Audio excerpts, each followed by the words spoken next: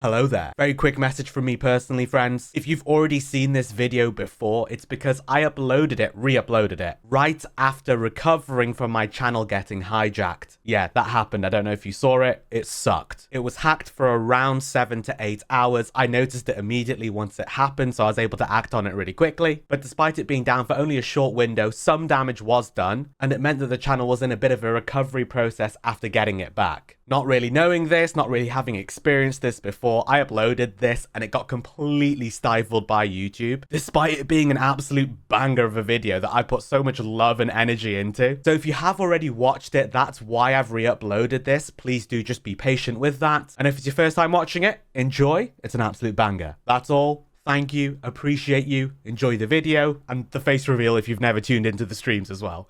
With Monster Hunter Wilds set to release in 2025, there's never been a better time to pick up Monster Hunter World and get stuck in. I'm going to take a look at some of the reasons why this is the absolute best time to be playing the game, everything that it has to offer now, and why you're going to love it. I'm Light It Up Dan, and on the channel I love to produce content that aims to reduce the overwhelm and unknown of the Monster Hunter games. If you haven't caught any of the weapon overview videos or event roundups, there is something there for everyone. Very quickly, a massive thank you to all of you who have really turned up and gotten us to around 80% of unsubscribed viewers on the channel, with the majority of you returning. If you do enjoy the videos, do subscribe. Let's get that down to 50%. And with that said, let's get to it. As already mentioned, Monster Hunter Wilds is set to release in 2025. We've seen a couple of gameplay trailers which are super exciting, showing off some of the new features and content we can expect in the release, including that all 14 weapons from Monster Hunter World and Rise are returning for Wilds. So you could argue by playing the older games, you're going to be getting yourself ready for the latest one. Specifically when it comes to World though, there is so much content available. You've got the entirety of the base game, which is hundreds of hours in and of itself, and the absolute masterpiece that is Iceborne, the expansion to World, which is the progression from the base game and now makes up for the bulk of the content. If you only want to play the base game and not pick up the DLC, that's fine, you can do that, but you will be missing out on a massive chunk of the game, including but not limited to the additional weapon mechanics that were introduced with the expansion. You need Iceborne for those new powerful, cool-ass abilities. You're able to play through the base game at your own pace, and you're also able to fast-track through it with the Defender's / Guardian catch-up gear. If you want to, you don't have to. It effectively allows you to go through without having to worry about constantly crafting and grinding for mats, letting you enjoy the campaign in a smooth, streamlined pace, coming out on the other side ready for Iceborne. Fantastic if you want to join your friends who have already been playing Monster Hunter World and are well into Iceborne with their MR rank. Catch-up gear is not a requirement in any game, but it is a great feature to have available to those of us who can make use of it, particularly for brand newcomers to the game who are looking to join their friends, as we just mentioned, but also for players like myself who are returning to World after a 4-year break. You wanted to make a new character, get through the game. Defenders and Guardian gear was absolutely perfect for this. I enjoyed playing through base World and got myself over to Iceborne, ready to get stuck in. In addition to the story campaigns that are fantastic to play through, given that World has been completed for quite some time, all of the events which were previously time-limited, time-restricted pieces of content are now permanently live and available for you to make use of whenever you want to. Lots of these were highly efficient and effective ways to farm for various materials and getting some really cool, powerful gear as well. I've made tons of event roundup videos based on this. There is so much content to explore and loads of it is really worth your time as well. They now constitute all of the most effective ways to farm for your rarest and most powerful decorations. For example, events alone will keep you busy for tens of hundreds of hours. It's crazy. Alongside the time-restricted events which are now permanently available, we've also got the sieges, which similarly only showed up for a very restricted amount of time. These now cycle once every fortnight, changing over on a Friday for me here in the UK. We go between the Kulve Taroth siege, fighting the epic, illustrious,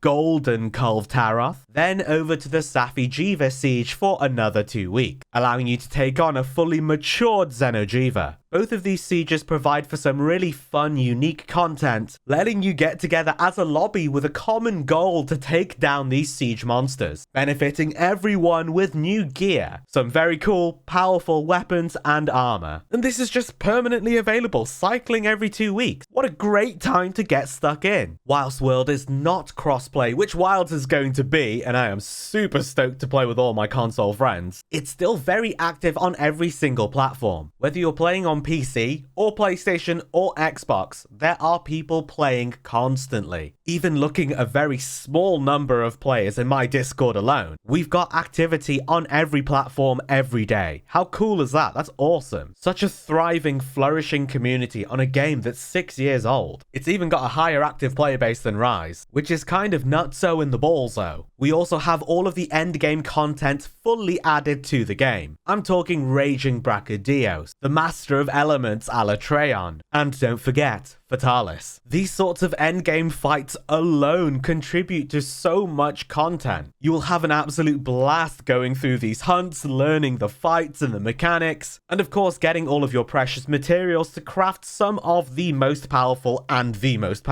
gear in the game. And it doesn't end there. You may have your full Fatalis set, but maybe you want to make some more for different weapons. Maybe you want to help your friends get their Fatalis gear as well. Maybe you want to even challenge run and get through Fatalis with every single weapon, stuff like that. You can get out whatever you want to put in, which is so beautiful. With how long the game's been out for as well, it is the best iteration of the game with the fewest amount of bugs and issues. It's not flawless, you'll still get the occasional crash and the occasional bug, but for the most part, it's really ironed out and very stable. It's just a shame that the netcode with World is pretty bad. They did improve upon that in Rise, I believe, and we can all expect Wilds to have the best netcode yet as well. Well, it better do, because it's going to be crossplay, so they best have gotten their shit figured out. Once you are done with all of the content that is available in the game, there's also the world of modding on PC. There's a massive amount of content available on here, including entire overhauls of the game, introducing new weapon mechanics, new balancing, and I believe there's even mods where you can add new monsters to the game too. Ones from older titles and stuff like that. So cool. The game gets frequently discounted massively as well. Both the base game and Iceborne and bundles of the two. I mean, damn, there's even full bundles of World, Iceborne, Rise and Sunbreak as well. Frequently too. And not even from unethical third-party resellers as well. Directly through your platform's digital stores, like Steam for PC or the PlayStation Store. Capcom will post about deals with their direct partners as well. You just need to look through their Twitter feed or what have you. All in all, if you're looking for a fantastic third-person action RPG, rivaling some of the absolute greatest of great games like the Soulsborne franchise, with hundreds if not thousands of hours of content that can be played and enjoyed solo or in a group online in multiplayer, that's going to be a fantastic precursor to one of the biggest games of 2025, possibly even the game of the year, which is why this is the absolute best time to be diving into World before Monster Hunter Wilds releases. No matter which way you slice it, what platform you want to play on, whether you want to play online or solo, it is the best time, whether a new player to the game or franchise, or returning after whatever size break. Let's get some hunts together. Are you looking forward to Wilds and currently playing World or Rise? Are you thinking about doing so now? Let me know in the comments, I would love to hear from you. As mentioned at the start, you folks have really turned up and gotten us to around 80% of unsubscribed viewers on the channel, with the majority of you returning. If you enjoy the videos, do subscribe. I'm really trying to get that down to 50% as best as possible. And if you are looking for an active, mature community who love diving into Monster Hunter World and Rise, across all of the platforms too, come and join the Discord. We do open sessions, open lobbies all the time. You might also catch these open sessions during the live streams both over on YouTube and Twitch, so keep an eye out for those too. I will leave all of these links in the description for you. Thank you so much for watching, and until next time, I'll see you in the new world.